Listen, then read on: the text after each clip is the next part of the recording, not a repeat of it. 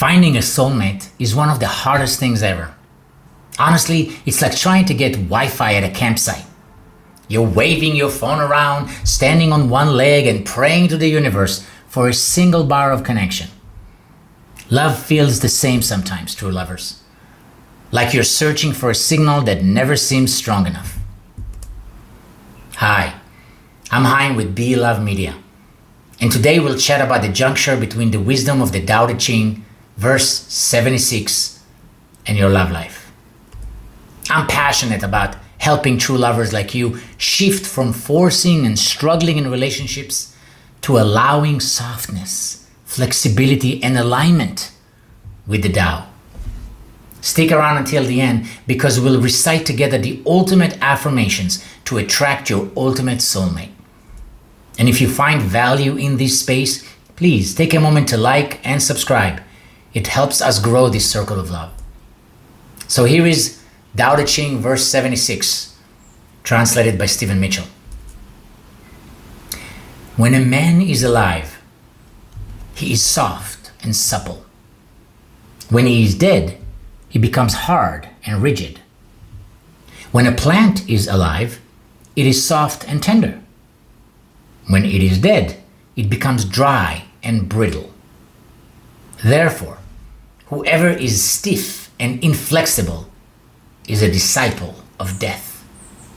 Whoever is soft and yielding is a disciple of life. The hard and stiff will be broken. The soft and supple will prevail.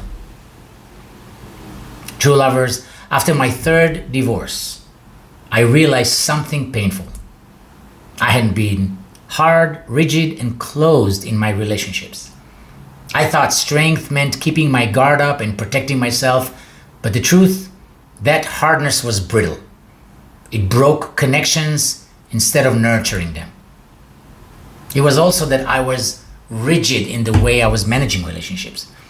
Even if I was giving, maybe even sometimes more giving than the other side, I was doing it in a rigid way. I wasn't paying attention. I wasn't matching energy with the other side.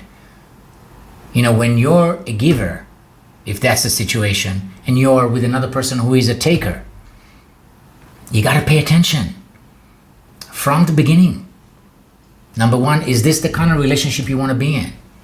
Is this the kind of give and take or take and take you want to be a part of?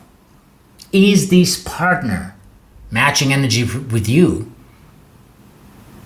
Are you matching energy with them? There's nothing wrong with treating dating as it should be when you date somebody new, as in job interview. Yeah, job interview. You are there not to rush into the next relationship like I did with my previous ones, but rather explore, investigate, find out, is this the right person for me? Am I the right person for them?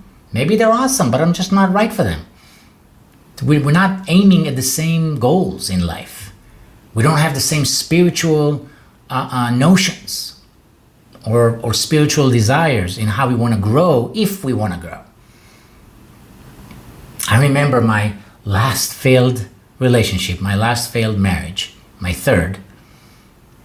I was dragging her ass, I kid you not, to dozens of self-development seminars. And in my mind, I was like, oh my God, we're such a power couple. We're going to all these seminars. We're growing so much. We are going to be the best couple ever lived on the planet. And I wasn't paying attention.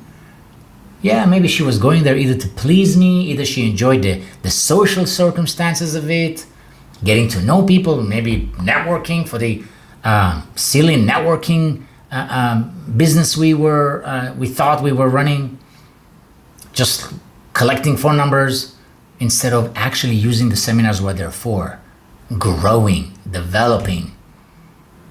I remember at one point I asked my ex after we got out of a session in the middle of a 10-week seminar, and it was all about how to deal with anger, how to deal with frustration, how to resolve it.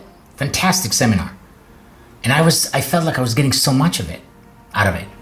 And I asked her at one point when we got home, and I said, what do you feel like you're getting out of it? And in my mind, we're an amazing couple, supposedly, right? And I thought, oh my God, I can't wait to hear what she has to say.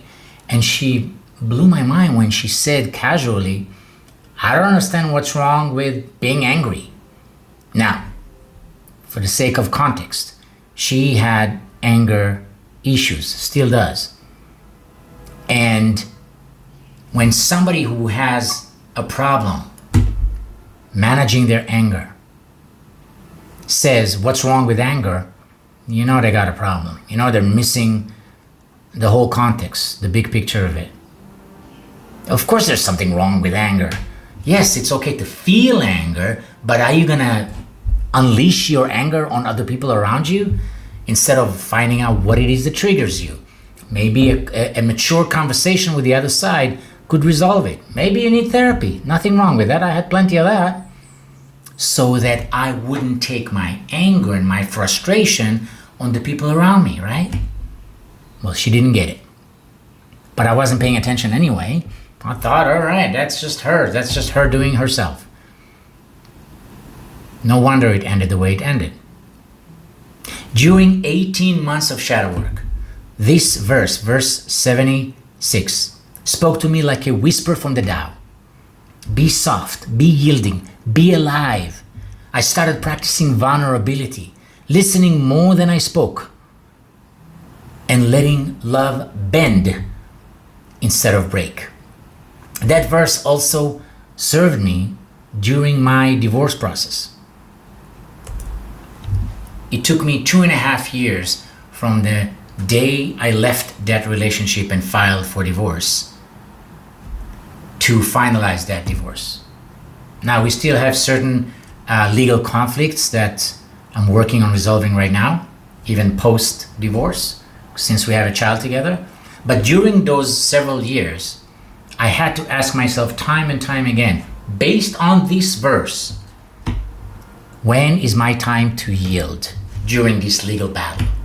Should I fight for it on a specific juncture of our legal process, or should I just let it go? And more times than not, this verse inspired me to surrender, inspired me to let her have it. Let her have this victory or whatever she thought she was having, and just focus on the big picture. Lo and behold, about a year ago, the court granted me sole legal custody, sole decision making on our child. Why? Long story. But it was because I surrendered more than I insisted, and she might have done the opposite. If you know when it's time to let it go and let the other person have whatever imagined or perceived victory they think they're having, so that you can have your peace of mind, so you can pick your battles, not a bad thing to do. With this verse, with these understandings and insight, slowly the Tao showed me that the path to love is not armored, but tender. It is not rigid, but open. That shift opened my heart to the possibility of a soulmate who could meet me in softness, not in struggle. And, I could sit here for an hour, tell you all the amazing things I have to say about my current wife, soulmate, beloved partner and best friend, Rachel.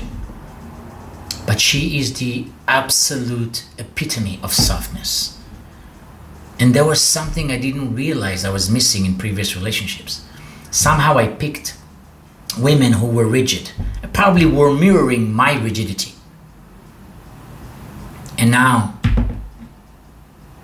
I can't tell you enough how blissful it is to be with somebody who knows how to surrender, who can teach me how to surrender, who knows how to be soft and gentle and kind above all.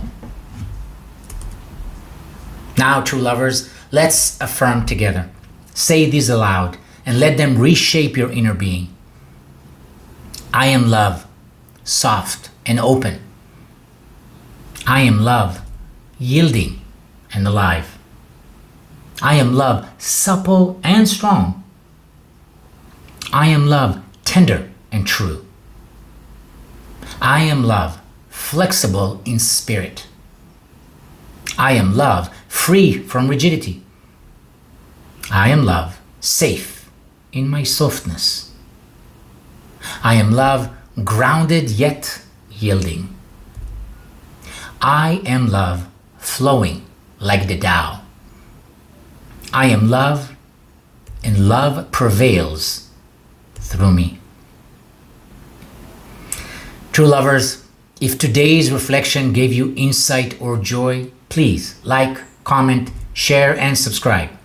Let's keep building this community of soft, supple hearts who know that love isn't about being unbreakable. It's about being unshakably alive. So stay tender.